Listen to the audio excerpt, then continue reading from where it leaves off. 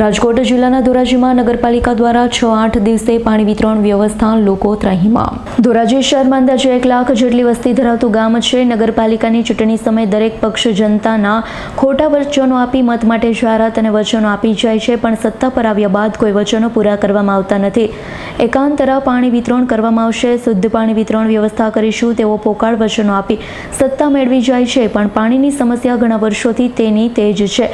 6-8 દિવસે પાણી અને દૂષિત પાણી વિતરણ કરવામાં આવે છે। ધોરાજીની આમ જનતાને પાણીની સમસ્યાથી પીડાઈ રહી છે।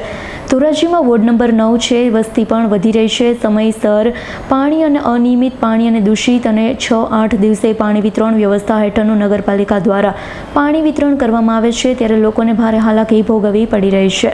લલિત કુમાર ભટ્ટ વઘાસિયા પડી આ મુદ્દો છે પાણીનો, અને જ્યારે ચૂંટણી આવે છે ત્યારે ભાજપ હોય કે પછી કોંગ્રેસ હોય, બંને એમ કહે છે કે 2-3 દિવસે પાણી આપશું, પણ કોઈ પાણી આપતા નથી।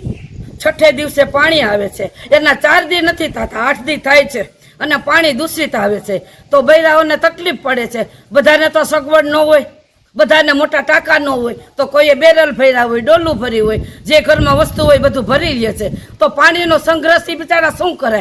બધાને છે એ તો બધા ટાંકા ભરી લે છે, નો ટાંકા હોય એની શું હાલત થાય? બધી લેડીસોને તો હરેડ થવું પડે, બધે પાણી ભરવા જવું પડે। મારું નામ ચંદુભાઈ પટેલ, એડવોકેટ। ધોરાજી નગરપાલિકામાં હાલમાં ભાજપનું શાસન છે। આ અગાઉ પણ ઘણા પક્ષના શાસન કરેલું છે, ને દરેક વખતે દરેક પક્ષના લોકો ચૂંટણી સમયે એવા વાયદા આપે છે કે ધોરાજીની પ્રજાને શુદ્ધ પીવાનું નિયમિત પાણી દર 2 દિવસે મળશે। એમાં પણ બહારના નેતાઓ આવીને ધોરાજીને પેરિસ બનાવવાની વાતો કરે છે, ધોરાજીમાં દર 2 દિવસે પાણી મળશે આવું કહે છે, પરંતુ ચૂંટણી પત્યા બાદ કોઈ પણ પક્ષના લોકો જે ધોરાજીની પ્રજાની સમસ્યા છે એ બાબતે ધ્યાન દેતા નથી, અને શુદ્ધ પીવાનું પાણી નિયમિત રીતે મળે એવું કોઈ વ્યવસ્થા કરતા નથી। આ બાબતે ધોરાજીની પ્રજાએ જાગવાની જરૂર છે। પાણી કેટલા દિવસે આવે છે? પાણી અત્યારે 6 કે 7 દિવસે આવે છે પાણી। હવે 6 કે 7 દિવસે પાણી એટલે ખૂબ જ વેરી મચ કહેવાય। ધોરાજીની વસ્તી કેટલી છે? ધોરાજીની વસ્તી અંદાજે 1 લાખની આસપાસ છે। તમારું નામ બેન? મારું નામ શાંતાબેન ગજેરા। બેન, પાણી કેટલા દિવસે આવે છે? પાણી અમારા 8 દિવસે આવે છે, અને એ એમ ચૂંટણી હોય તેમ કે અમે તમને એકાત્રા પાણી દેવું, ઉપર ચડી જાય, પછી કાંઈ આવતું નથી, અને પાણી અમારે કેટલા દિવસે આવે એ દોરું, અને કોઈ ટાઈમ જ નથી આવવાનો, પાણી આવવાનો ટાઈમ જ નથી। પાણી કેટલા દિવસે આવવું જોઈએ અને કેવું આવવું જોઈએ? માસી, પાણી તાજું આવવું જોઈએ, એકાત્રા 2 દી આવવું જોઈએ, એને બદલે અઠવાડિયે આવે। નગરપાલિકામાં શું અપેક્ષા છે તમારી? એમ હોય કે પાણી દે 2 દી દે તોય વાંધો નહીં, બધાને હોય તો પાણી વગર કેવા હેરાન થાય માણસો।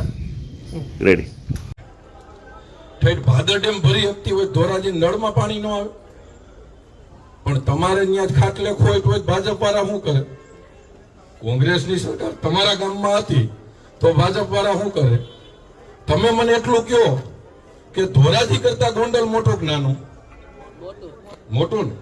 તો ગોંડલમાં એકાત્રા પાણી આવતો ધોરાજી ન આવે, તો એનો જવાબ કોંગ્રેસ વાળાને આ ચૂંટણી રૂપી દેવા માટે આ ચૂંટણી આવી